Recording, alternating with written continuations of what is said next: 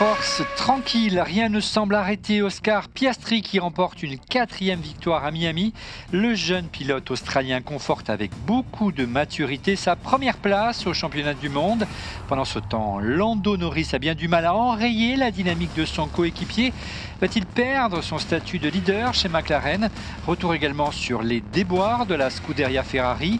Décroché en qualification, stratégie confuse en course, colère d'Hamilton à la radio.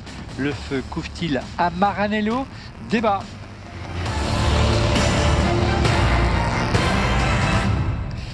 Bonjour à toutes et à tous, très heureux de vous retrouver pour On refait la F1, votre émission hebdomadaire désormais sur l'actualité de la Formule 1 désormais, donc chaque lundi. Merci infiniment pour votre fidélité. N'hésitez pas à nous soutenir en vous abonnant à notre chaîne YouTube et à liker la vidéo s'il vous plaît, c'est important. Je vous rappelle que nous sommes également disponibles en version audio, un podcast sur Apple Podcast, Spotify et Deezer. Avec comme fanat du paddock cette semaine en plateau, il est la voix de la sagesse face à la mauvaise foi ambiante de nos chroniqueurs. Notre team principal, ancien patron des écuries McLaren F1 et Lotus, monsieur Éric Boulier. Salut Éric. Salut Olivier, bonjour à tous. Tu nous as manqué la semaine dernière au Castellet. Oui, ça m'a manqué aussi, oui. Voilà, la semaine dernière, allez voir l'émission spéciale Grand Prix historique du Castellet. On s'est régalé. Merci à toi, d'ailleurs, Eric, d'avoir rendu cela possible. À mes côtés, celle que l'on surnomme DRS Queen, supportrice numéro 1 de Max Verstappen et Red Bull, Justine Pélisson. Salut Justine. Bonjour à tous, bonjour. Un week-end plein d'émotions, comme vous pouvez le voir, j'ai beaucoup pleuré. Donc aujourd'hui, j'essaie de garder un peu plus longtemps le soleil de Miami sur mon visage. Ouais, il est passé catastrophique, le bilan de ce week-end pour Red Bull. En plateau, il supporte Alpine et qu'importe les pilotes à condition que le drapeau tricolore flotte sur le podium. Guillaume Pommier, bonjour Guillaume. Bonjour à tous, mon soutien est inconditionnel. En plateau également, il reste le fan numéro 1, l'élu, Lewis Hamilton, mais continue à supporter son écurie de cœur, Mercedes, monsieur Laurent Pantanat. Salut Laurent. Bonjour tout le monde. D'accord. En duplex, notre tifosi, notre gardien de l'église Ferrari, lui aussi a des lunettes parce qu'il a beaucoup pleuré. Alain Di Duca, alias Don Camille. Bonjour mon père. Là, on n'en est pas aux pleurs, on en est au toxin. Oui. C'est différent.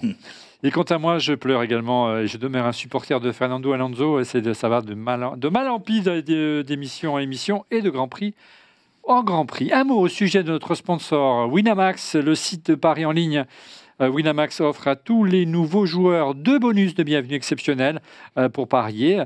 Pour découvrir vos avantages, rendez-vous en fin d'émission dans la rubrique pronostic ou encore dans la description de la vidéo. Je vous rappelle que les jeux d'argent sont strictement interdits aux mineurs, donc Laurent, out. Et je vous rappelle également que c'est un jeu qui ne permet pas de s'enrichir et qui n'est pas une alternative au travail.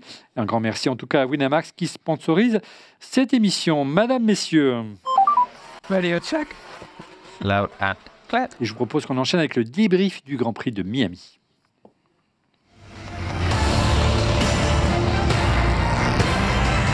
Vos tops et vos flops, car Oscar Piastri a encore force tranquille ce week-end. Le pilote McLaren a encore remporté une victoire au Grand Prix de Miami devant son coéquipier Lando Norris. George Russell, regardez le classement, est 3e, suivi de Max Verstappen 4e et d'Alex Albon, auteur d'une très belle 5e place sur Williams. Kimi Antonelli se classe 6e sur sa Mercedes, suivi des deux Ferrari. Leclerc 7e et Hamilton 8e. Du côté des Français, plus compliqué ce week-end avec la 11e place de Hadjar, suivi d'Esteban Ocon et de Pierre Gasly 12e et 13e. On commence par vos tops, les amis. On commence comme chaque semaine avec notre team principal, à savoir Éric Bouillet. Éric. Écoute, ça, évidemment Piastri, parce que même si on le voit des fois un petit peu fléchir sur un tour en qualif ou autre, clairement, il est impressionnant de maturité, impressionnant dans sa prise de décision. Il a ce qu'on appelle un racecraft assez unique.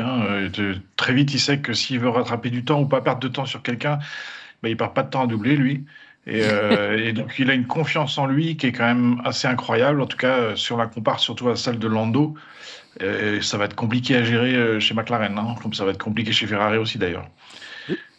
Justine, c'est également ton top, Oscar Piastri. Oui, totalement, parce que franchement, c'est un pilote pour moi qui conduit avec une intelligence, c'est vrai, un esprit chirurgical. On l'a vu encore ce week-end, on l'a vu quand il dépasse Max dès le début. Il est tellement propre dans sa manière d'approcher ce Grand Prix. On l'a vu, il n'a pas fait une qualif qui est exceptionnelle. Il était très déçu de son départ du Grand Prix, mais en fait, il a rapidement pris la pole.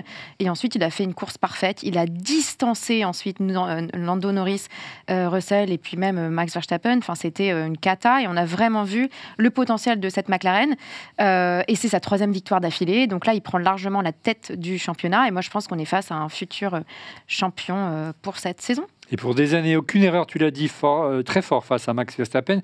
Tu as dit le mot, chirurgical. Il ne s'est pas du tout laissé piéger, Eric, par le quadruple champion du monde, ce qui n'est pas le cas de Lando Norris. Ouais, je pense que c'est quand même d'abord une histoire de confiance en lui, en fait. Je pense que la voiture, elle lui convient parfaitement, peut-être un petit peu mieux que pour Lando. Et on voit qu'il se permet des choses que Lando ne fait pas. Donc c'est quand même... c'est joli à voir en tout cas, mais ça fait 2 courses maintenant où il y a des dépassements comme ça, où il fait des dépassements qui sont quand même assez lunaires, on va dire, et hors des classiques. Une belle réaction quand même de Norris, Laurent, qui ne s'est pas laissé abattre ce week-end. Non, d'abord il a gagné le sprint. Il ne faut pas oublier qu'il y avait un sprint et qu'il a gagné le sprint, donc il a minimisé la casse. C'est assez heureux quand même, grâce à la voiture de sécurité. Oui, mais Russell sur le podium, c'est le virtual safety car. Il y a des faits de course qui font que Lewis Hamilton n'est pas 8 fois champion du monde avec un Latifi qui se sort dans une course. Donc tu vois, c'est des faits de course, il y en a le temps, mais on était obligé de les accepter. Donc voilà. Non, moi je pense que Norris il a limité la casse. Il faisait un peu, il avait un demi-sourire à la fin. Il était à la fois content d'être devant Verstappen, tu vois, et les deux sur l'espèce de camion, de mascarade de camion qui les a amenés au podium. C'est toujours la même chose sur un podium. Normalement, celui qui sourit pas, c'est le second. Parce que le premier il a gagné, le troisième il a failli pas être là, et le second, là on avait vraiment ça, c'est-à-dire qu'on avait un Russell qui était tout sourire, on avait un Piastri qui avait un début de sourire à la commission des lèvres, c'est-à-dire un immense sourire dans le langage Piastri, et tu avais Norris qui faisait semblant que ça allait bien. Il et ça allait a quoi pas. Être déçu parce on sentait qu'il était, les chiffres parlent, il était le plus rapide ce week-end, mais il a perdu énormément de temps bloqué par Max. Il s'est passé 2 choses pour moi. Il a été bloqué par Max, donc il n'a pas eu autant de courage, parce que Piastri il y allait très très fort, donc il a été bloqué et Piastri a très bien joué. C'est-à-dire que Piastri aurait pu dire c'est bon, je l'ai doublé, maintenant j'y vais doucement, et en fait le temps qu'il a gagné, il l'a gagné à ce moment-là, et après il a maintenu cet écart, tu vois. Donc c'est assez malin de la part de Piastri. Ouais, moi je pense qu'il ne faut pas tomber dans la Piastri mania non plus. Alors je sais que Piastri est adoré par beaucoup de gens qui suivent la Je croyais que c'était l'élu. Et en fait, je pense qu'il faut rester un peu objectif et éviter d'être biaisé par nos préférences. Et je pense que le plus rapide des pilotes McLaren ce week-end était Lando Norris. Bien sûr. Oui. Mais il y a eu des courses, bien sûr. Je vais le redire avec plus de force. Lando Norris a été pénalisé par 2 faits de course. Aïe, aïe, aïe. Non mais oui, je suis un petit peu déçu pour Lando parce que après on va encore vanter les talents de ce jeune Piastri extraordinaire, la nouvelle star, face à Lando Norris. Bon, je pense que clairement au départ, Norris il devait potentiellement prendre la tête, il se retrouve 6e. À l'inverse, Norris... Premier virage, tu veux dire au second virage, qui est la suite du premier. Quoi. Ouais. Et alors, bien sûr, certains diront que Lando Norris ne sait pas se battre face à Max, alors que Piastri montre les crocs beaucoup plus vite, beaucoup plus fort. C'est peut-être vrai. D'où l'expression chirurgicale de Christine. Mais peut-être aussi que Verstappen conduit un petit peu différemment avec, quand c'est Lando derrière, quand c'est Piastri. Et je pense... alors pour le coup, je pense que Norris c'est un peu coupable, parce que ça fait... 1 an en fait qu'il se laisse un peu faire. Piastri directement à Jeddah il s'est pas laissé faire et il a un petit peu imposé son style face à Max en disant écoute, ça tu le fais à d'autres mais pas à moi. Et là il était plus fort que Norris, et là pour le moment il est plus fort que Norris. Par contre sur la vitesse pure ce week-end, c'était Norris qui était le plus fort. Il était meilleur en qualification et il était meilleur en rythme de course, notamment sur les hards en fin de course. Mais Piastri a clairement perdu du temps. Et la deuxième chose au-delà du départ qui a pénalisé Norris, c'est qu'effectivement il a mis un peu plus de temps que Piastri à doubler Verstappen, et après c'était fini quoi. Il a creusé l'écart. Mais je pense qu'effectivement Norris était potentiellement le plus fort, et c'est pour ça que, à mon avis, à la fin de la course, il n'est pas aussi dégoûté ou en perte de confiance qu'après Jeddah, qu'après le triple header. Là je pense qu'il s'est dit ok, C'était moins plus fort ce week-end. Ils vont voir ce qu'ils vont voir plus tard. Il n'empêche, 4e victoire, 3e victoire d'affilée pour Oscar Piastri et Laurent, et il s'affirme comme le favori du championnat. Ouais, alors, je suis entièrement d'accord avec, une fois n'est pas coutume, je suis entièrement d'accord avec toi, et ce que tu as dit est vrai, c'est-à-dire que Max, mais Hamilton c'est pareil, et Eric l'avait dit lors de la dernière, des 2 émissions, en disant, quand ils se sont touchés à Silverstone, c'était pour dire, tu pousses tout le monde, mais moi je décrocherai pas, et il s'est pris plus combien de G dans le décor, et on sait que c'est à un moment donné, ils se jaugent. Et ils font ça depuis qu'ils ont 12 ans. Et effectivement, je pense qu'il a compris qu'avec Piastri, ça serait plus dur. C'est à l'avantage aussi de Piastri. Parce que Max là-dessus, il est exceptionnel. Tu vois ce que je veux dire? Il va pousser jusque boutiste.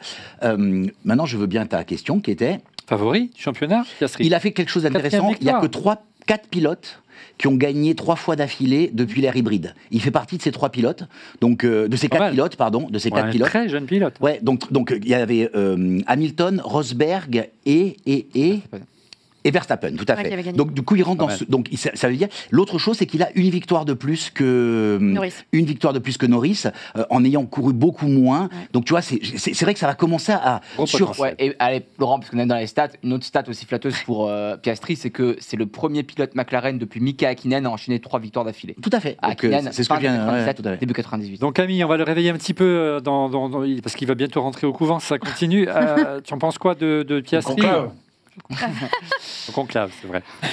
Alors, fais gaffe, tu peux pas utiliser ton téléphone, sinon tu vas être excommunié. On t'écoute. Bon, je respectais mon propre silence par rapport au... Non, tout ce que vous avez dit est juste, quoi. Je vais pas en remettre une couche sur Piastri, parce que déjà, moi, ça fait 2 fois que je dis que c'est mon top et qui prend l'ascendant sur Lando. Moi, ce qui m'a bluffé complètement à ce Grand Prix, plus que Lando, plus que Oscar, c'est McLaren. Il y a très longtemps qu'on n'a plus vu une écurie dominer un Grand Prix comme ça, parce que les autres étaient à la ramasse complète, quoi. Quasiment 40 secondes pour le 3e.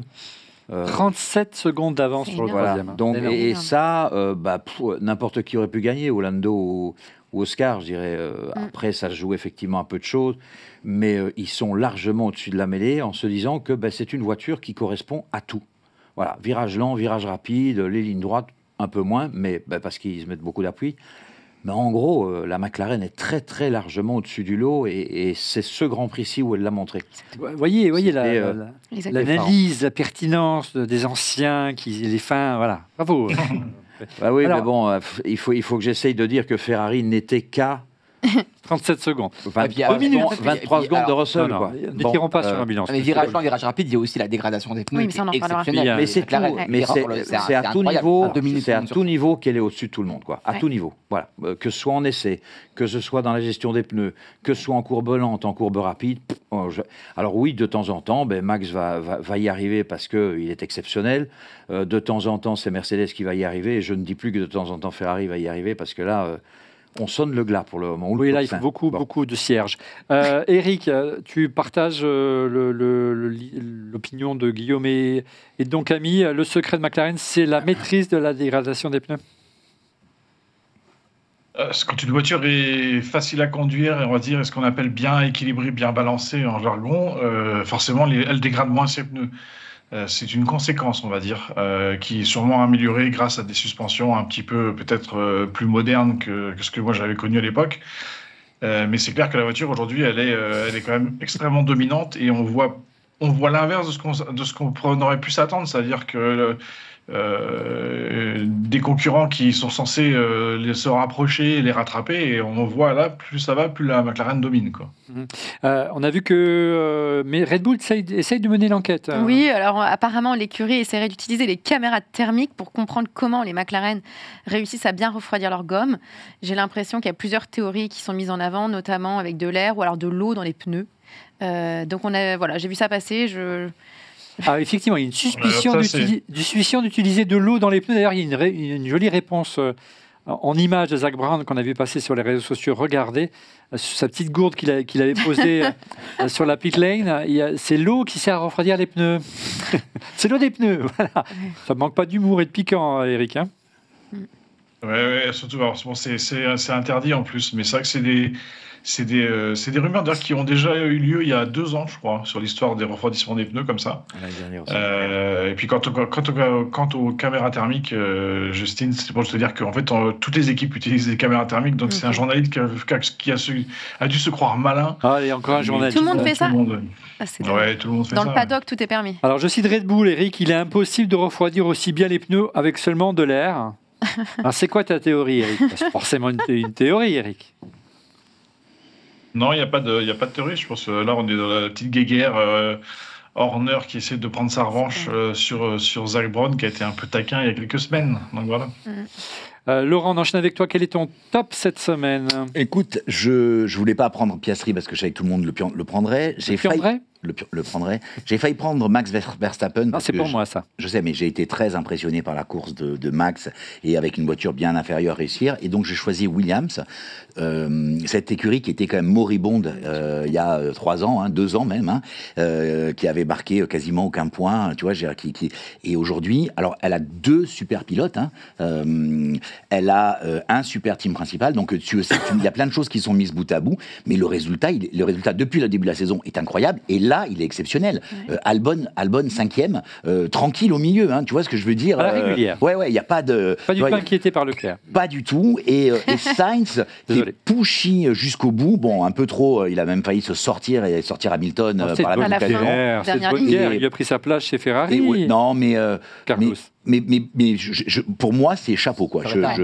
Et ça reste... Et on parle du passé, tu parlais tout à l'heure, juste avant l'émission, tu parlais de Jean Alesi. Moi, tu vois, la Williams, qu'on a pu voir le week-end dernier au Castellet, cette voiture qui est pour moi peut-être la voiture la plus élaborée de la Formule 1. Celle de Prost avec l'hydropneumatique.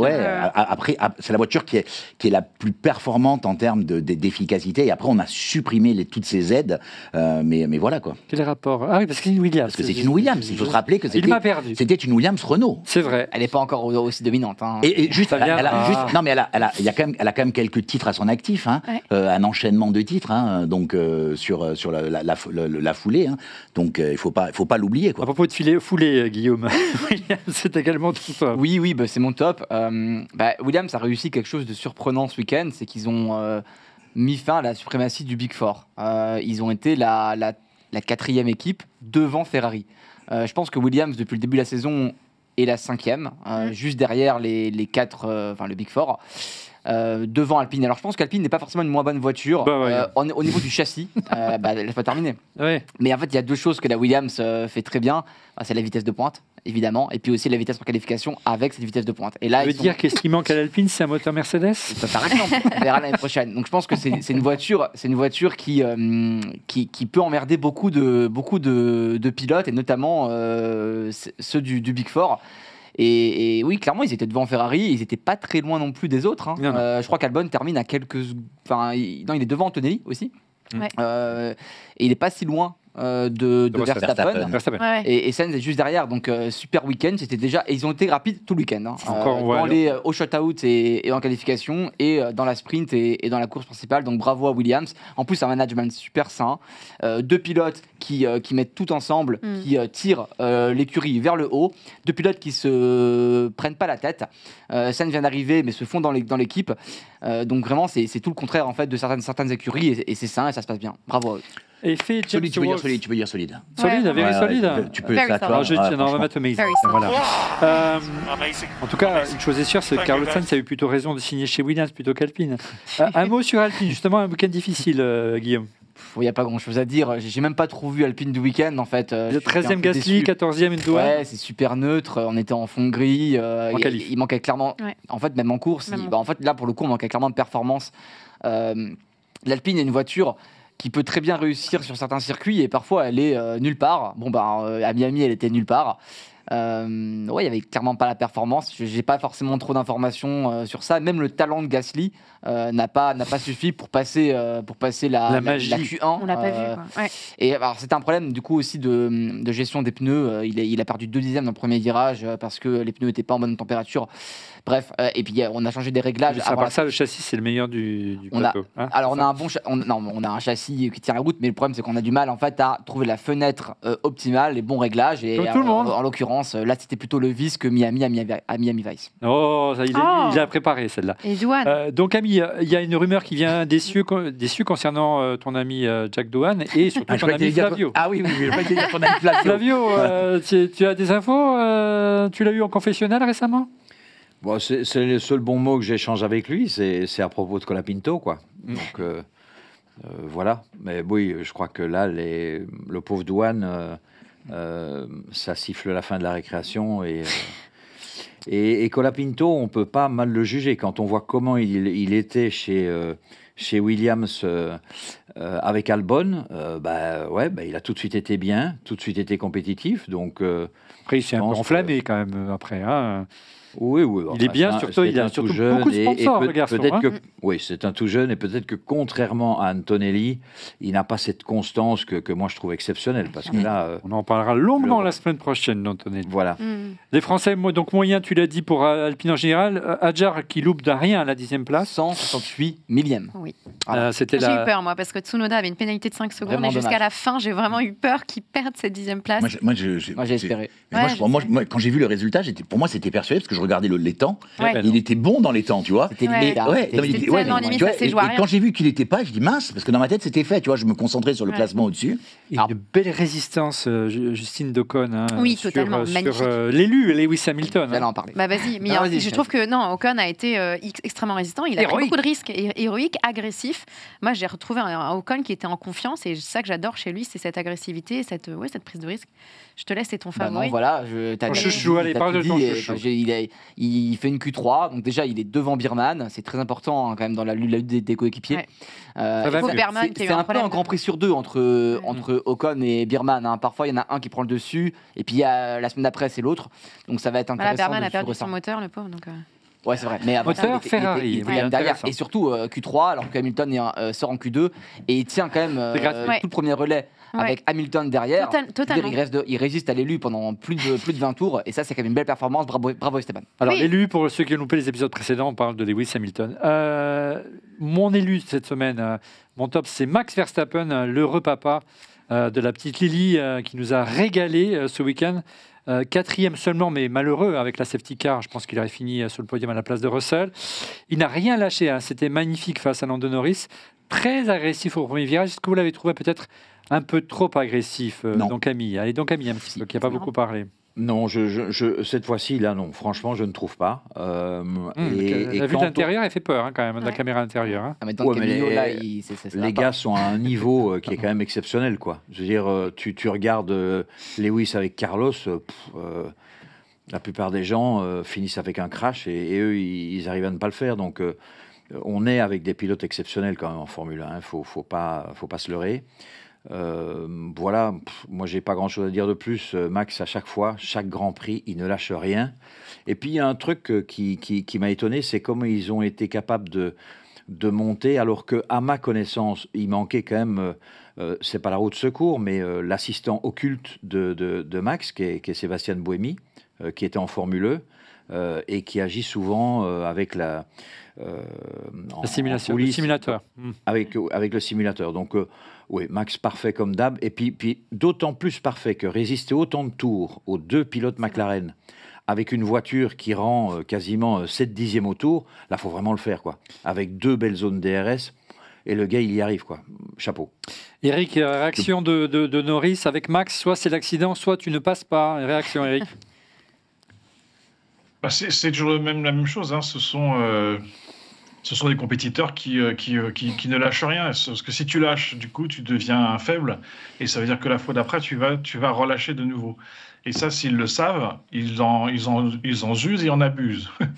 Donc, c'est un petit peu le jeu. Et je pense qu'aujourd'hui, voilà, Piastri, effectivement, a marqué son territoire, comme on dit, avec Max.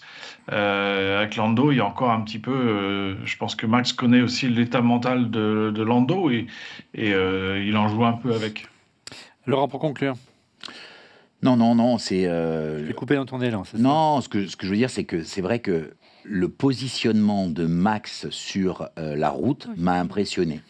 Le positionnement, en fait, il a jamais mis un coup de volant, et pourtant, il était toujours à l'endroit où ça gêne. Un coup de volant, quand même, à un moment donné. De façon... Petit sur la droite, de l'intérieur, ça fait un petit peu peur. Oui, mais toi, tu parles du premier virage, du deuxième virage. Je te parle. C'est ce qui change la course, Laurent. Les commissaires de course n'ont pas retenu d'infraction. On est au départ. On parle de la poursuite. Tu me parles de la poursuite qu'il n'a pas réussi à doubler. C'est vrai. Tu dis que le positionnement sur la route, tu vois, on a vu d'autres pilotes, ils hésitent. Là, il avait une trajectoire qui était toujours parfaite et qui est pas la meilleure, qui est celle qui fait le plus chier celui derrière, quoi. Et c'est là où tu te dis, il est vraiment très très fort. En fait, si tu veux, moi, Max, il a fait du max en ce week-end, il a donné le mieux et un peu, entre guillemets, le pire de lui-même. Alors, le mieux en qualif et puis dans sa capacité surtout à... Surtout avec le matériel qu'il a. Voilà, en fait, presque, il surconduit, en fait, tu vois. Il surconduit, enfin, il est au max, sans jeu de mots, en fait, en qualif, et aussi comment il résiste plusieurs tours, alors que quasiment tous les autres pilotes de la grille auraient cédé bien avant, pas Verstappen. C'est ça. Et ça, c'est vraiment super. Par contre, moi, ce qui m'a vraiment agacé, c'est effectivement le premier virage, enfin le deuxième, là où clairement il sort Norris, et comme dit Norris, si jamais en fait il lâche pas, il va dans le mur, qu'est-ce que vous voulez qu'il fasse en fait? Et moi, ça m'étonne en fait qu'il n'y ait même pas une enquête de la FIA sur Verstappen. Honnêtement, moi, je sais que je veux pas tirer sur la FIA. Je pense que certains ici le font trop et trop souvent. Il y a de l'interprétation toujours, et du coup, c'est compliqué. Mais là, vraiment, j'ai l'impression que la FIA a du mal en fait à juger Max. Totalement. En fait, si jamais c'est Lawson, Tsunoda ou Ocon qui fait cette manœuvre, franchement, il y a 5 secondes tous les jours. Honnêtement, j'en suis quasiment persuadé. Mais là, comme c'est Max, on se dit. C'est Max Verstappen, quoi. Alors que Lando, il a joug d'une suspension. Il a, je crois, 4 points de la suspension sur son. Tu vois, on se dit, voilà, c'est Max, Lando. Moi, je m'attendais à une pénalité. Ouais, franchement, moi, j'étais un peu surpris parce que clairement, ça gâche aussi la course de Norris.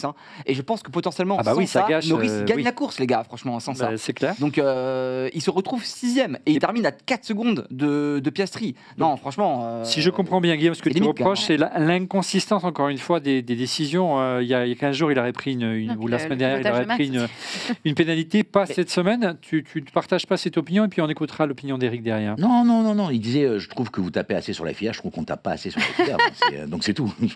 Éric, ton sentiment sur ce manque de continuité entre les décisions par rapport à Max? On sait qu'il est, encore une fois, pas loin d'une suspension. Il lui reste 4 points de mémoire sur son permis, sa licence, super licence. Moi, je suis pas aussi radical que Guillaume, mais je pense que autant c'était plus facile la semaine d'avant, autant là, je pense quand même que c'était la bonne décision de ne rien faire. Voilà. Ouais. Let them race. C'était ce que disait le team principal de Red Bull la semaine dernière. Apparemment, il y a 15 jours, donc apparemment, la FIA a pris le conseil à la lettre. On enchaîne avec GoFlop et on commence avec Justine. Oui, alors moi, c'est pour rester dans la même écurie Red Bull, c'est parce qu'évidemment, je reviens à la période de sprint, une grosse erreur de l'écurie qui a valu énormément de points à Max Verstappen. On l'a vu au moment où Max fait son pit stop, au moment de partir, de sortir de son pit stop, ses ingénieurs ou son équipe ne lui prévient pas qu'en fait, il y a Kimi Antonelli qui arrive. Et évidemment, choc inévitable. J'ai eu très peur. Hein. J'ai trouvé non seulement extrêmement dangereux, et ensuite, mais je trouve ça hallucinant quand on connaît le contexte actuel de la voiture Red Bull, de ses capacités limitées, de voir que Max fait un maximum avec une voiture qui est un camion. Enfin, je suis à l'extrême. Ce que je veux dire, c'est que vraiment, pour moi, c'est un énorme flop parce que là, quand on voit qu'il arrive à faire P4 en course, il est 3e en championnat, mais ça commence à vraiment... Il perd, enfin, il s'éloigne des tops. Et pour moi, ces points de sprint auraient été vraiment essentiels, non négligeables. Et on n'a pas le luxe aujourd'hui de s'octroyer ce genre d'erreur qui leur coûte extrêmement cher. Donc pour moi, très, très déçu sur ça. Par contre, je tiens à noter quand même que Yuki a fait une belle course. Très déçu aussi de sa pénalité. Noté que Kimi a fait quelque chose d'exceptionnel parce que lui, ça lui a flingué sa course. Le pauvre. Non, mais Kimi, il a eu, pour le coup, voilà. Moi, j'ai eu peur pour les mécanos derrière. Ils auraient pu. Là, je restais sur Red Bull parce que j'avais besoin d'un petit coup de. Mais aussi, voilà. Et Max, j'étais déçu aussi par rapport à ce qu'on disait. Moi, je m'attendais à ce qu'il ait une pénalité. C'est du typique Max en début de course, un peu déçu. Et après, on l'a déjà dit en début de course, je crois que c'est vraiment Don Camille qui l'a soulevé, mais pour moi, c'était vraiment ce premier Grand Prix où on a vu la capacité des voitures McLaren aller extrêmement vite. Et moi, j'ai vu en contraste la non-capacité des Red Bull, en ligne droite notamment, à maintenir ce pace. Et c'est vraiment le premier Grand Prix qui marque pour moi cette grosse distance. Et je me pose la question sur la suite de cette saison. Est-ce que Max a des chances de rester dans le top 3 ? Est-ce qu'il a même des chances de prétendre au leadership de ce championnat ? Affaire à suivre. T'as quand même il y a peut-être quand même je suis d'accord avec tout ce qu'a dit Justine, et on est souvent d'accord avec Justine d'ailleurs. Tiens. C'est très. Il est mielleux. Il est mielleux. Mais pour le coup, je pense qu'il y a quelque chose qui peut quand même changer la saison. On verra. Hein. Il y a beaucoup de si là-dedans. C'est le règlement à partir de l'Espagne. Exactement. Parce que du coup, on va. Les ailerons avant flexibles seront interdits. Seront moins flexibles. Certains dans le paddock osent affirmer que ça sert McLaren, et donc peut-être que la domination de McLaren sera moins forte à partir de l'Espagne. Donc, une chose est sûre, c'est que ça ne sert pas Ferrari. Mais moi, je serais Verstappen, j'essaierai de maintenir à fond l'écart, tu vois, jusqu'à l'Espagne, de coller. Et je pense que je suis d'accord avec toi, il a perdu des gros points avec le sprint. Parce que je me dis. Dans 3 semaines. C'est pas la première fois qu'on a des erreurs dans leur écurie. Moi, je comprends pas que dans ce pit stop, mais Eric connaît ça mieux que moi, qu'on ait encore de telles erreurs.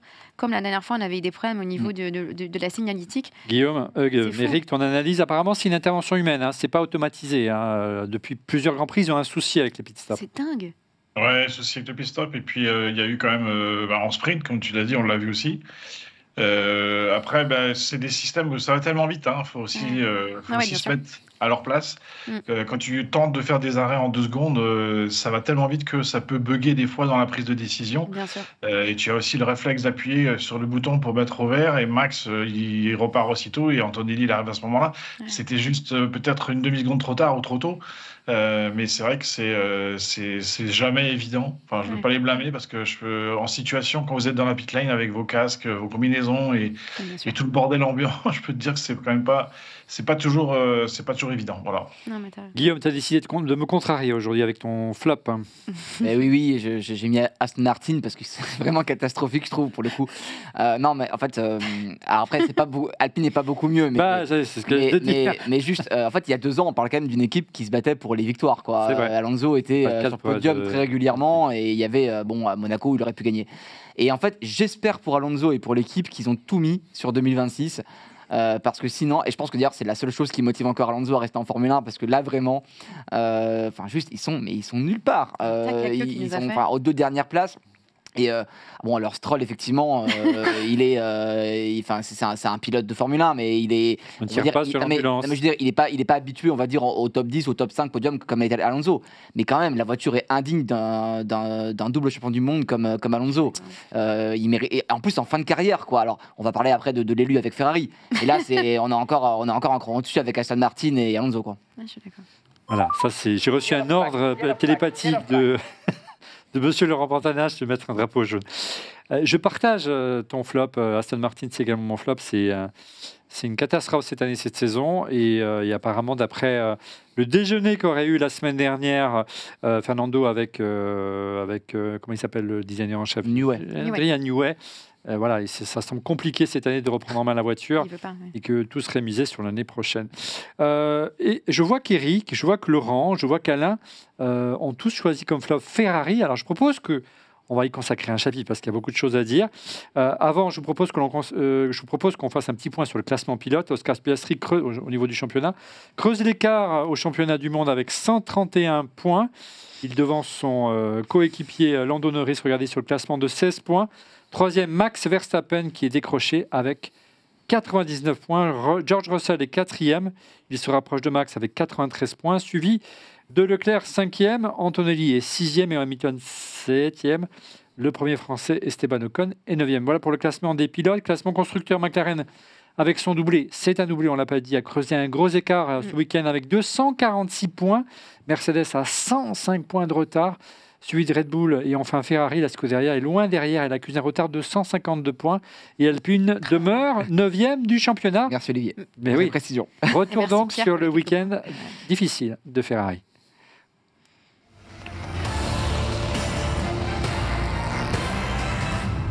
Je ne sais pas si le feu couvre du côté de Ferrari, mais en tout cas, du côté de la Scuderia, ça boue. Un week-end difficile malgré le podium de Lewis Hamilton en course sprint, qui est plutôt une surprise, donc Amir. Une surprise. Là, pour le coup, c'était une bonne gestion. Donc, plutôt du pilote, en l'occurrence, plutôt que de l'écurie. C'est le pilote qui a appelé l'écurie. Non, c'est bonne gestion au niveau des pneus, au niveau du changement de pneus, etc. Et puis Lewis qui a bien roulé. Donc voilà, c'est la seule satisfaction du week-end. Il n'y en a pas d'autre. Le reste s'assimile à une catastrophe absolue. Hein. On continue sur le pas de 2009 avec à l'époque Kimi et Felipe Massa, où Ferrari a terminé 4e du championnat et Kimi, premier ferrariste, 6e. On est sur ce track-là, quoi. C'est dramatique parce qu'à chaque fois on dit ça va aller mieux et là cette fois-ci ça s'est carrément infléchi. Je dirais que c'est la première fois que je fais un coup de gueule alors que jusqu'ici je trouve que Frédéric Vasseur n'a fait qu'améliorer les résultats de Ferrari. Et donc je crains qu'on ne soit parti un petit peu comme dans la mythologie grecque, quoi. On va de Charybde en Scylla. J'espère que Fred ne sera pas Ulysse qui va envoyer ses troupes à la catastrophe. Le choix de Loïc Serra, on va commencer à réfléchir parce que on ne comprend pas. Et dans l'histoire de Charybde et Scylla, c'est ça. Hein, on ne comprend pas qu'il y a 2 monstres qui vont arriver. On ne les voit pas. Et là, on a changé la suspension avant, on a augmenté l'empattement. Justine parlait d'un camion pour la Red Bull. Moi, je dirais qu'ici, on est avec un tracteur. C'est encore différent. Parce que là, non, ça ne va absolument pas, quoi. C'est Lamborghini qui est d'excellents moteurs de tracteur. Hein. Oui, bien sûr. Et donc, ça, c'est une chose. La deuxième chose, c'est qu'après, tout s'emballe. Avoir une stratégie où on finit par frustrer les 2 pilotes, c'est pas malin du tout. Au moment où où Lewis est vraiment rapide en pneu médium, on dit tout de suite, normalement, à Charles, bouge-toi. On ne le fait pas, on attend plusieurs tours, et puis quand on le laisse faire, Lewis a cramé ses pneus, et puis après, on n'arrive pas. Ils auraient pu revenir sur Kimi, ils ne l'ont pas fait. Maintenant, revenir pour gagner une place à ce niveau-là, c'est quand même un exploit. Il y a quand même une grosse pression de Lewis à la radio. Oui, mais il avait raison. Pour échanger les positions, rappelons, ils l'ont pas écouté de suite. Il s'est passé 3 ou 4 tours. Statu quo, on lui a dit, écoute, on laisse le DRS pour Leclerc, tu restes derrière. Il a encore un peu gueulé à la radio et quelques tours plus tard, ils ont lâché et échange de position pour lui permettre d'attaquer Antonelli. Il n'a pas réussi à rattraper Antonelli, donc on a swappé encore les positions pour laisser revenir Leclerc. Oui, mais en même temps, n'importe qui, enfin, moi, spectateur dans mon fauteuil, je vois Lewis revenir comme un boulet sur Charles. Je n'attends même pas que Lewis le demande. Je dis passe tout de suite, quoi. C'est ça qu'il faut faire. On a quelqu'un qui est beaucoup plus performant que l'autre parce que le choix des pneus a fait et on ne le fait pas. Donc, au bout du compte, on se retrouve avec une catastrophe. Charles et Lewis totalement frustrés. Puis n'oublions pas, 3e point, c'est qu'aujourd'hui, Ferrari est peut-être la 5e écurie du championnat. Alors, on nous dit d'attendre. On va peut-être attendre Barcelone, alors, pour le coup. Mais là, ça ne va pas du tout. Donc, chose est sûre, donc, Camille, c'est que Lewis est de fort mauvaise humeur. Hein. Ça a chauffé la radio. Déjà, même lors de son premier appel pour swapper à la position avec Leclerc, je vais rester assis là toute la course. Premier message. Deuxième message, c'est un mauvais travail d'équipe. Et 3e message, alors que Sainz se rapprochait de lui et que le menaçait, je dois le laisser passer lui aussi. Non, tu as loupé un passage où il a dit vous êtes le thé. Vous êtes en train de nous faire un thé ou quoi, Maintenant, Rebelote, quand on est loin, on fait des bêtises. Hein. Regardons Red Bull. Ils n'ont jamais fait ce genre de bêtises quand ils étaient tout à fait devant. L'équipe est cool, on travaille vite, on travaille bien. Dès que ça commence à être plus tendu, on fait des bêtises, que ce soit pilote ou écurie. Ici, là, il faut avouer que franchement, au niveau du mur de Ferrari, ça a été absolument nul en plus que la voiture était nulle. Eric, quel est ton sentiment? C'est aussi ton flop. La réponse de Fred Vasseur au micro de Canal est assez étonnante puisqu'il a répondu, en le paraphrasant, je cite, « On a fait le boulot », ce qui s'appelle désamorcer, mais je n'ai pas vu le même Grand Prix. Hein. Alain a tout dit, de toute façon, et je suis 100% d'accord avec ce qu'il a dit. C'est que quand on a 2 stratégies différentes, déjà, normalement, ça devrait déjà être clair avant le départ de la course, donc les pilotes le savent, ce qui évite des frustrations ou des messages un peu circonspects, on va dire. Et voilà, après, le fait de ne pas avoir anticipé, le fait de ne pas avoir été clair et net, c'est mon flop parce que les messages de Lewis prouvent et montrent qu'il y a un vrai problème en interne et qu'il y en aura encore un plus grand à venir. Donc là, ça va être quand même très compliqué. Le choix d'avoir fait venir Hamilton auprès de Leclerc, il y a certainement des raisons aussi qu'on ne connaît pas. Et là, voilà, ça fait que 4 courses et s'il commence déjà à se taper sur son ingénieur, c'est pas cool. Laurent, au-delà du coup de chaud d'Hamilton, ce qui est plus préoccupant, c'est le temps des Ferrari en qualif. très loin. Hamilton qui ne s'est même pas qualifié en Q3. Hein. Oui, alors je vais juste revenir sur un point. Guillaume aime bien dire l'élu. Pour moi, l'élu aujourd'hui, c'est pas Hamilton, c'est Leclerc. Hein. C'est-à-dire qu'on veut le protéger, c'est le petit prince de Ferrari. Mais oui, là c'est un problème de Charles. C'est on veut pas, il est devant, machin. Il faut pas se poser de questions. Pour moi, il fallait pas se poser de questions. Et je vais mettre l'appui. On m'a offert, parce qu'on sait que je suis fan de Ferrari, donc c'est mon ami David qui m'a offert ce drapeau en me disant, je l'ai acheté à Manicourt il y a 30 ans. Et donc c'est un drapeau qui a 30 ans. Il n'y a pas le logo HP. Hein. Je vais m'en servir pour pleurer pour le truc, parce que c'est une catastrophe, quoi. Hamilton, il faudrait qu'il fasse que des sprints, hein, parce qu'à chaque fois que tu vois les sprints, il s'en sort plutôt bien. Hein. Mais et encore une fois, c'est lui qui a appelé le stand en disant il faut changer les pneus maintenant. Maintenant. Non, et il se loupe en qualif. Alors, il se loupe, je ne sais pas si vous avez vu, c'est incroyable quand même, parce que il y a un problème de freinage, hein, et le freinage, il déborde. Non, mais. Laurent, on va pas chercher les problèmes de freinage. Les chiffres parlent. Hein. Pour la qualif de la course du dimanche, les 3 premiers se tenaient dans le même dixième. Les Ferraris sont décrochés à 5 dixièmes, une demi-seconde. Et Hamilton n'est même pas en Q3. Dans la même phrase, tu me dis, il passe pas en Q3. Je te dis juste que Q3, il se fait 2 erreurs d'affilée, ce qui n'est pas à la hauteur d'un pilote de ce niveau-là. Après, oui, c'est une catastrophe. C'est un tracteur, a dit notre ami Curé. Oui, c'est un tracteur. Du côté de Guillaume et Justine, est-ce que vous pensez que l'instant dit couve à Maranello? Les écarts, on le sait que Fred Vasseur a tendance à désamorcer en interview. Il disait que les écarts sont très faibles. Là, on a vu qu'une demi-seconde, c'est énorme. Hein. Leclerc, avant même le coup de gueule de Hamilton à la radio ce dimanche, samedi, ils ont eu des mots très forts, les 2 pilotes Ferrari. Je cite Leclerc, il y avait de la progression jusqu'ici, donc c'était assez encourageant. Mais là, c'est vrai que c'est un peu un retour à la réalité qui fait mal, parce que 5 dixièmes sur une piste aussi courte que ça fait mal. Et ça prouve bien qu'on a des faiblesses et qu'elles sont mises en évidence sur un circuit comme ici, c'était au micro de Canal. Et Hamilton, c'est encore pire. La voiture, je cite, la voiture est différente à chaque fois que l'on prend la piste. Super. On en est là et on est là où on en est. Il nous faut des évolutions, il nous faut des améliorations, il nous faut beaucoup de choses pour être meilleur. J'ai tout essayé, on essaye tout. On n'a pas le rythme. Moi, je trouve ça intéressant. Enfin, il y a 2 points. Le premier, c'est que je comprends pas pourquoi. Enfin, je crois que c'était Zach Brown qui avait dit ça par rapport à ces 2 pilotes quand ils n'avaient pas fait le switch. Le let them race, le fameux, on les laisse piloter, on les laisse faire la course. Pour moi, je suis peut-être très naïve par rapport au Grand Prix d'hier, mais pourquoi est-ce que comment je crois pas que c'était entre les 2 Red Bull. Let them race, je pense que c'était sur Brown qui avait ces 2 pilotes. Mais ce que je veux dire, c'est que je comprends pas pourquoi est-ce qu'Hamilton à ce moment-là n'aurait pas pu juste faire sa course et au final attaquer Leclerc et le dépasser. Je suis peut-être très naïve. Je sais qu'il y a des règles en interne, mais c'est quand même 2 pilotes qui.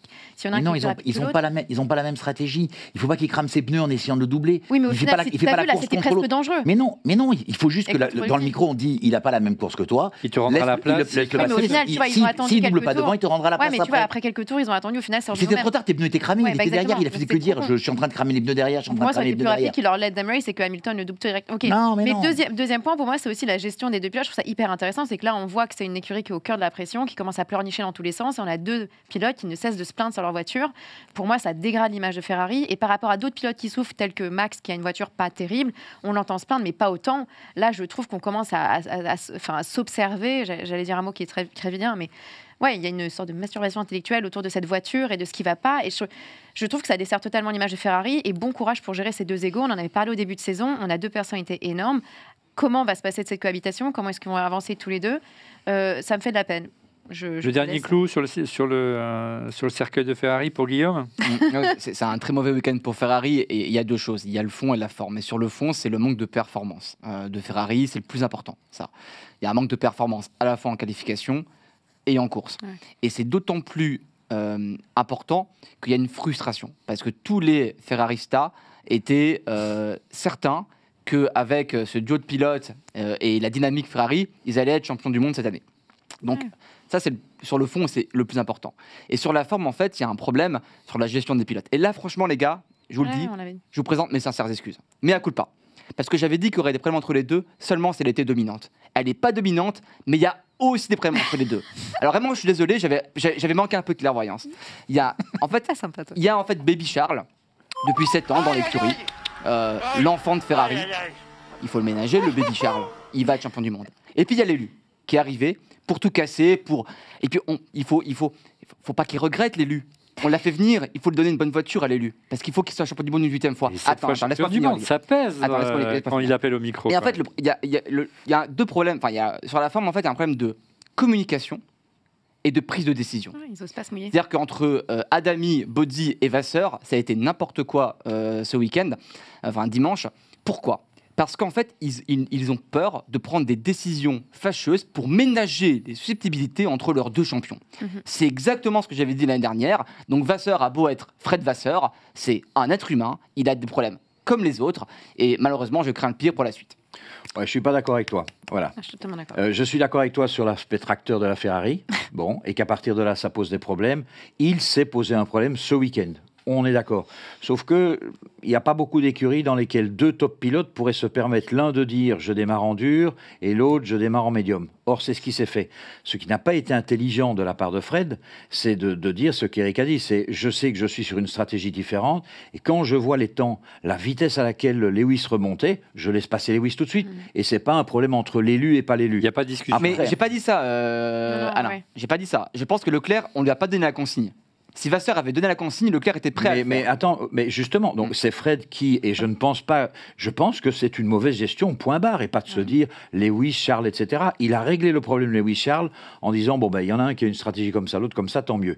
Et à ce niveau-là, je trouve que ça fait déjà 2 fois que Lewis prend des bonnes décisions, parce que c'était la bonne décision.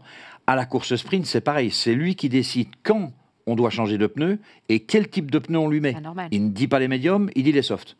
Donc, non, il y a des trucs, faut pas exagérer quand même. Ouais, moi, je crois que bagarre entre Charles et Lewis aujourd'hui, il n'y en a pas vraiment. Il y a juste 2 pilotes extrêmement compétitifs qui ont envie de faire des résultats. Et ce qui les frustre, c'est le tracteur. Mais je suis d'accord avec toi, Alain. Moi, je ne blâme ni Charles ni Lewis. Je pense que c'est 2 grands pilotes en fait qui veulent tous les 2 gagner et il n'y en a pas un qui est coupable et l'autre victime, tu vois. Moi, je pense que c'est Ferrari qui est embêté, qui est piégé en fait par en fait ce line-up, tu vois. Parce que en fait, on veut ménager la chèvre et le chou. Voilà, c'est juste une expression. Et clairement, juste non, attends, les 2 secondes. Si Carlos Sainz est à la place d'Hamilton, est-ce que vraiment il y a ce problème ? Moi, je pense pas. Moi, je pense que c'est parce que c'est Hamilton et je pense qu'on a plus de mal à gérer Leclerc-Hamilton que Leclerc et Sainz, tout simplement. Alors, je pose une question vraiment très importante. On en parle de la livrée Ferrari Miami. on va pas aborder le sujet parce que mais non, mais THP, c'est son marché principal. Ils veulent marquer. C'est horrible. Ça leur a pas porté chance. Ça leur a pas porté chance, ces petits bleus. C'est Alpine, c'est le combo. Franchement, on a l'impression que c'est 2 voitures. C'est horrible. C'est horrible, mais ils ont fait plaisir. Ils ont fait plaisir à HP. L'église Ferrari, on ne la dénature pas. On met pas un fanion. Même du temps d'un célèbre cigarettier, ils n'avaient jamais autant imposé leur dire. C'était les mêmes couleurs. Mais passons. Allez, messieurs, c'était l'heure du box. On l'affiche car on aimerait faire un petit hommage en ce mois de mai. Un hommage bien sûr à Ayrton Senna.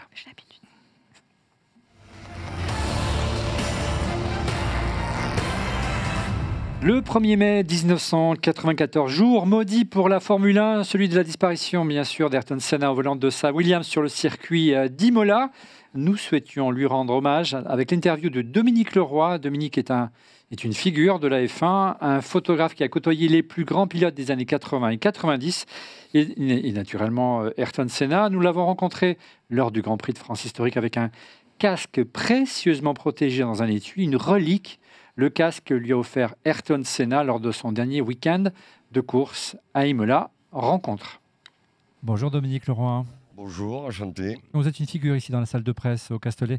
Vous êtes un photographe depuis de nombreuses années, un reporter photographe. Vous avez suivi les plus grands de continents, de pays en pays tout au long de cette année. Vous étiez proche des pilotes Renault, des pilotes Williams et particulièrement de Senna. Et vous avez une anecdote particulière à nous raconter.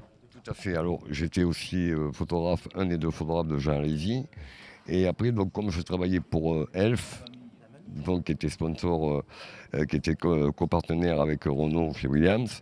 Donc les dernières années chez Williams, il y avait Ayrton Senna et donc j'ai suivi Ayrton Senna dès le Grand Prix du Brésil, particulièrement. Et donc à la fin d'une séance d'essai, je lui ai demandé s'il pouvait m'offrir son casque dans mon anglais puissant. Je me suis dit qu'il ne tente rien n'a rien. Donc il m'a regardé comme ça, et puis après il s'est retourné, il est parti. Bon. Donc j'ai pas insisté. Après le deuxième Grand Prix, c'était Aïda, au Japon. Là, j'ai rien dit. Le troisième, c'était Imola. Donc le jeudi, donc je faisais toujours des photos. J'ai dit, bon, habillé, normal, etc. J'étais chez Williams, voilà. Donc, et puis pour le guetter, je le vois arriver, tout ça. Bon, voilà, il arrive avec une housse de sac. Et puis il me voit là, à 3 mètres.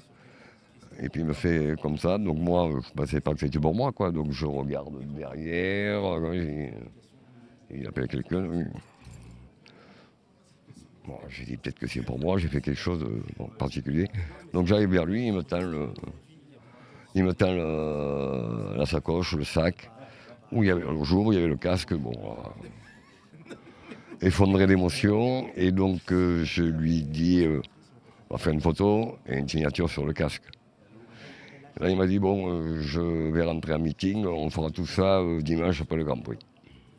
1er mai 1994. Et ce sera la dernière fois que vous alliez échanger avec Ayrton Senna, donc c'est vraiment un moment d'émotion et un bel au revoir qui vous a fait à ce moment-là. Ça montrait le côté très humain et la proximité qu'il y avait à l'époque entre les pilotes et l'univers du paddock. Hein.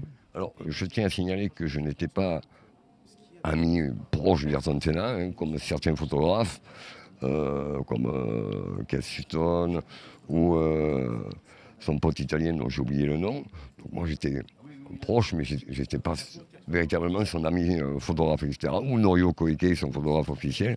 Mais bon, quand on partage pendant plus de 10 ans là, certaines relations, puis certains pilotes qui vous marquent plus que d'autres. Un charisme de folie. Dès qu'il est rentré dans le garage, ça me glaçait pas parce que... mais par respect, par le charisme, par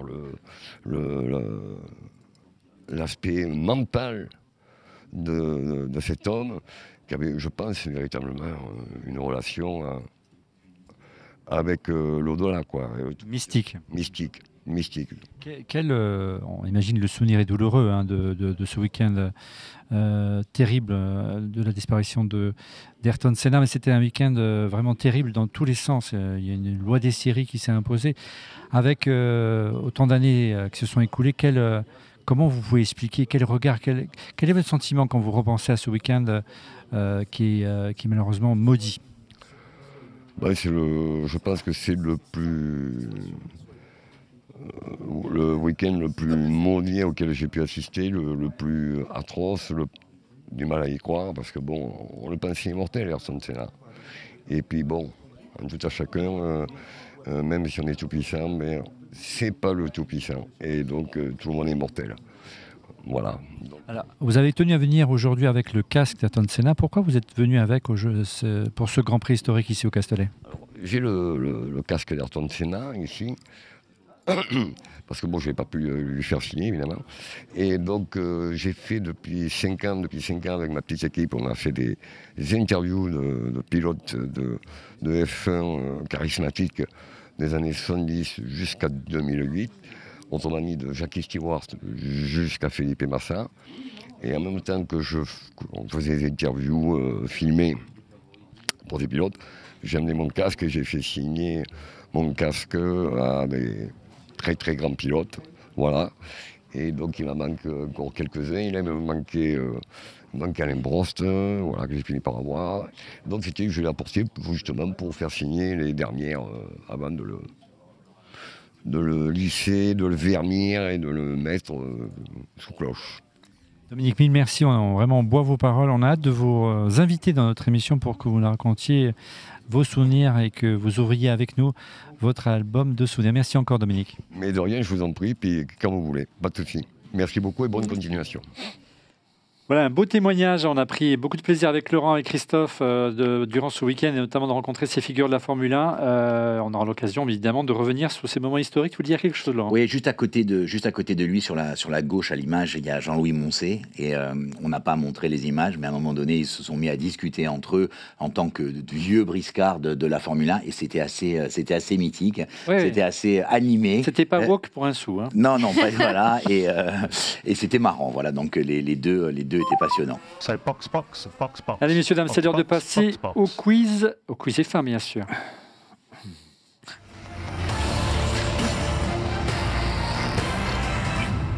Alors j'entends comme saut de l'oreiller. Je déteste, mais non, tu vas voir, c'est un bon moment. 4 indices, le quiz F1, une réponse dès le premier vous rapporte 4 points, 3 points pour la seconde, 2 pour la troisième, et ainsi de suite. Si vous vous trompez, vous êtes éliminé que des pilotes aujourd'hui. Je ne vous dis pas plus. Est-ce que vous êtes prêts, mesdames, messieurs? Oui. Yes. Allez, de l'enthousiasme, que diable. Go. Bien sûr, oui.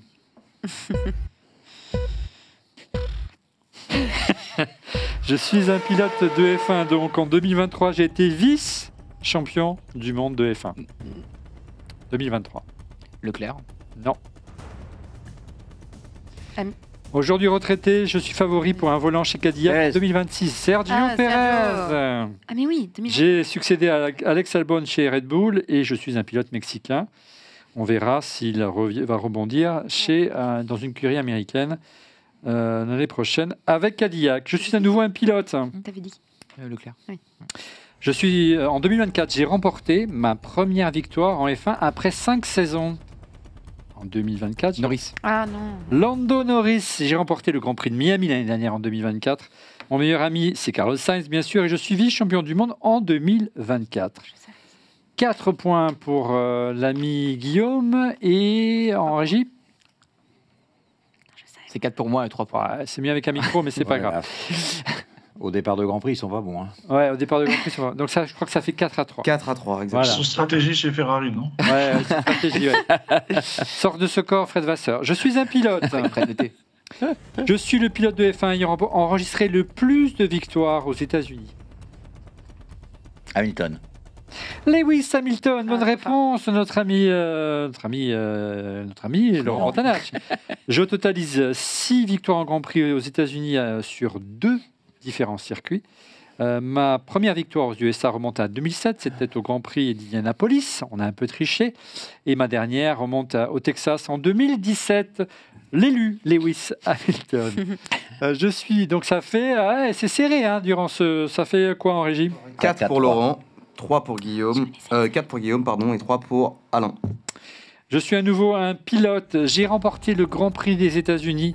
Ça s'appelait le Grand Prix des États-Unis Ouest en 1980. C'était à Long Beach.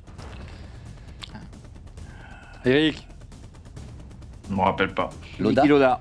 Non. Je suis triple champion du monde. Piquet. Piquette. Nelson Piquet, mon gendre est quadruple champion du monde. Et je suis grand-père d'une petite Lily, le champion brésilien Nelson Piquet. C'est serré cette semaine, parfait. Encore un pilote. Je suis un pilote champion du monde. Vous avez l'embarras du choix. Hein. Mais je suis à la retraite. Oui, bon. J'étais coéquipier de Fernando Alonso. Ouais. Champion du monde, coéquipier de Fernando Alonso. Et je suis à la retraite. Ça restreint un petit peu l'éventail. J'ai créé ma propre Jenson écurie. Button. Non, j'ai créé ma propre écurie. C'est pas loin.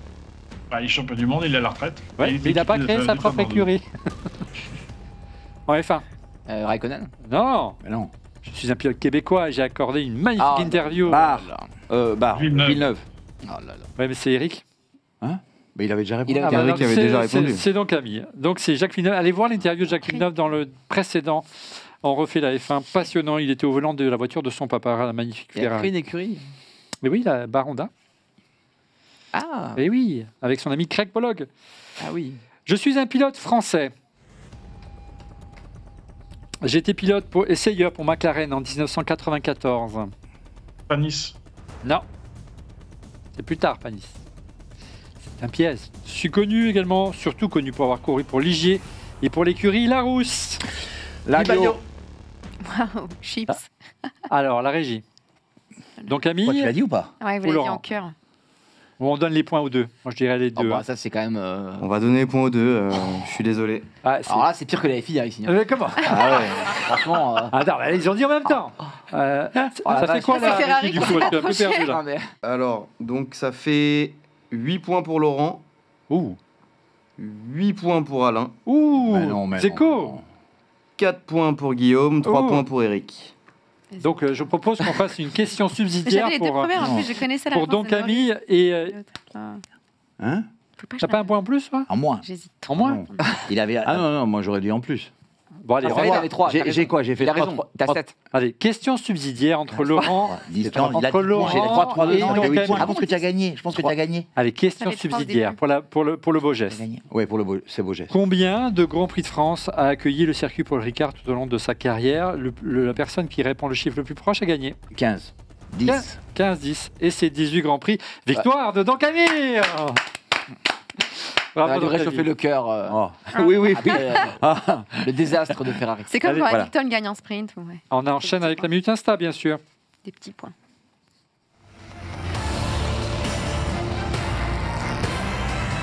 Allez, on va laisser retomber la pression chez Ferrari. Une image volée de la cam embarquée, justement de la Ferrari après la course de Leclerc ou de Lewis, on ne sait pas. Regardez Lewis qui est venu échanger avec Charles. Regardez ces images. Et finalement, il semblerait que la paix soit signée. Regardez. Hein, tout va bien, on lui tape dans le dos. Allez, tout va bien. Allez, on s'aime. Jusqu'au prochain Grand Prix. Oui, tout va bien. Tout va bien.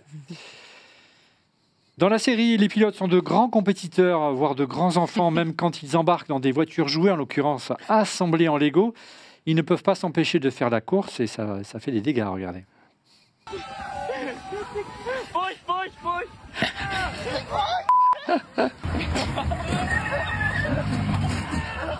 Incroyable. Vous avez vu, Hamilton, il a dit à la radio, justement, il a dit, mais même la Lego, elle est plus équilibre que celle-là, que la Ferrari. Ils ont dit d'autres choses. Mais ils se marraient comme des gosses.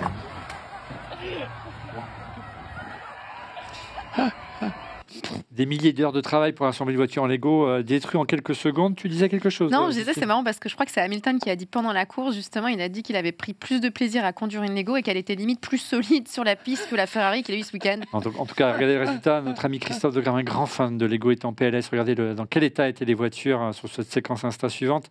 Ça fait mal au cœur. Aïe, aïe, aïe. Ils n'ont pas une bonne gestion des pneus, là. Ah oui, quand même. Non. C'est magnifique. J'imagine toutes ces petites mains qui ont assemblé patiemment tous ces Legos. C'est une course sans la FIA, celle-là. Voilà. Ils ont dit que c'était la parade la plus fun depuis des années. Hein. Et pour conclure cette Minute Insta, regardez à quoi va ressembler le babysitting de la petite Lily, la fille de Max et Kelly, par ses grands-parents Joss et Nelson. Sortez les casques.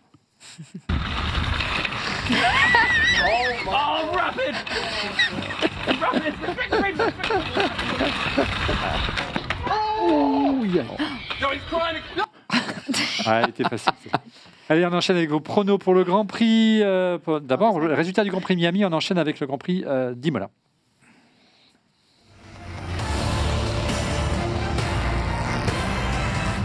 La rubrique prono avec notre partenaire principal de cette émission, Winamax. Le site de paris en ligne offre à tous les nouveaux joueurs un bonus de bienvenue exceptionnel. Désormais, votre premier pari est remboursé en cash dans la limite de 100 € s'il est perdant. Je vous rappelle que les jeux d'argent sont strictement interdits aux mineurs et je vous rappelle également que c'est un jeu et qui ne permet pas de s'enrichir et qui n'est pas une alternative au travail. Un grand merci en tout cas à Winamax qui sponsorise ce contenu. On enchaîne avec les pronos du Grand Prix de Miami. La semaine dernière, on était tous au Grand Prix historique du Castellet.